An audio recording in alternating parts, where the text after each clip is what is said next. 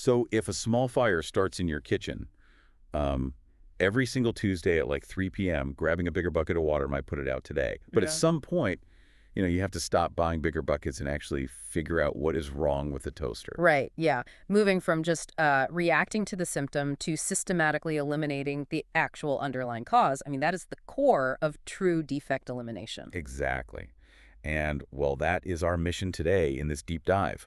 We are looking at a stack of sources that detail Johan Nortje's defect elimination framework, which includes his 20-question maturity assessment. Yeah, it's a really thorough framework. It really is. We are going to map out a practical roadmap to, shift an organization from that panicked bucket-throwing firefighting into a precision instrument for continuous improvement. And the starting line for that roadmap is figuring out where you actually stand right now.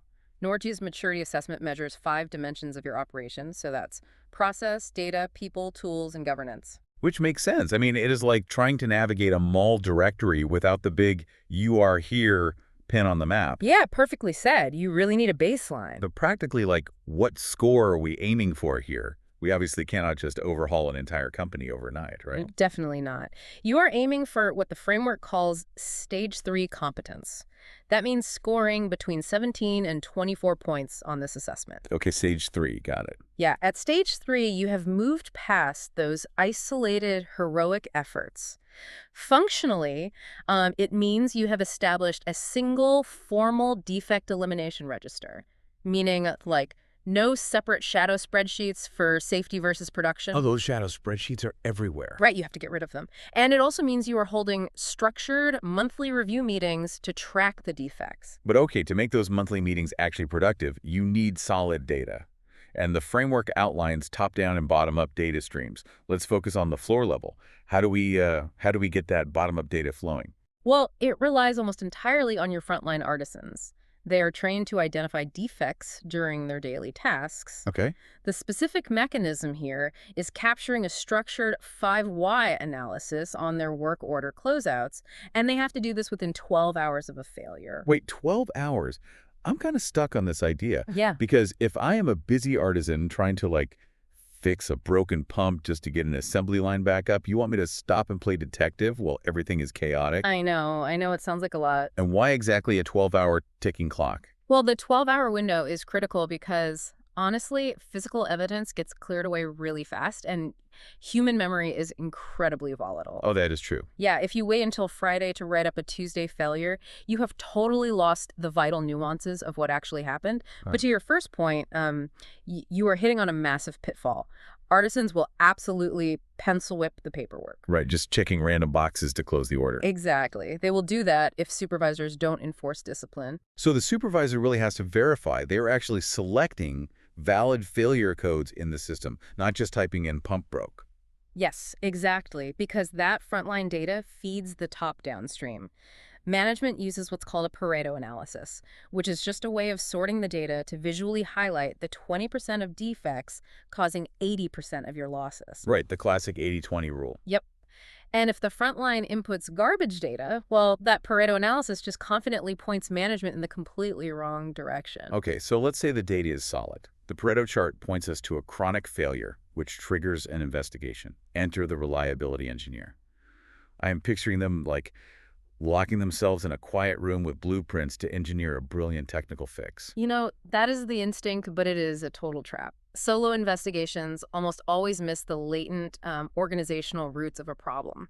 Well, a pure engineering fix might require taking a machine offline for 2 days, right? But production just will not allow the downtime. Or maybe it requires a specialized part that the supply chain takes 6 months to source.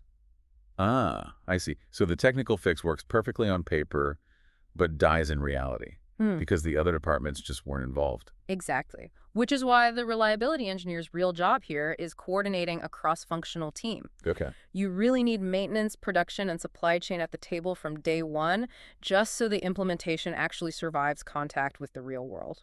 Makes a lot of sense. And once they're all at the table, how are they actually analyzing the defect? So they have to match their root cause analysis, or RCA method, to the complexity of the failure. Like for a simple linear failure, the 5 whys method works perfectly. You literally just ask why 5 times to drill down from the symptom to the root, right? Right, exactly. But what if it is not linear? What if it is a complex web of things going wrong? Then you graduate to a fishbone diagram, or maybe an FMEA for medium risk. A fishbone diagram physically maps the failure out into branches. Okay. Yeah, it forces the team to categorize the underlying causes into, say, equipment, process, or people issues. And what was that second one? FMEA. Right, FMEA. That stands for Failure Mode and Effects Analysis. It is a proactive tool where you systematically map out every single way a component could potentially fail and then assign a risk score to prioritize them. So instead of just asking, why did this break, you are mapping out the entire ecosystem of the failure. Yes, and for highly complex, high-risk events, you escalate even further to fault tree analysis or root cause mapping. Those use Boolean logic to trace multiple simultaneous failures. But there is an ultimate golden rule here. Well, what's that? Even the most brilliant RCA is totally useless if you don't actually update the asset tactic in your management system. Meaning, like, the actual official instruction manual for the machine. Yes. If your cross-functional team figures out a bearing needs a different type of grease applied weekly instead of monthly, but you don't update the official scheduled task list in your maintenance software, the exact same failure will just return next month. Wow, so it is the Tuesday toaster fire all over again, just with a more expensive toaster. It really is. You know, here is something else to chew on as we wrap up this deep dive. If your organization actually follows this roadmap and reaches stage 3 competence, what happens to the heroes? That is a great question. Right. Think about it.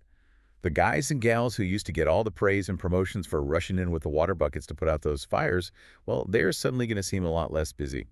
How does an organization shift its culture to reward the quiet, methodical people who ensure the fires never start in the first place? Definitely something to think about.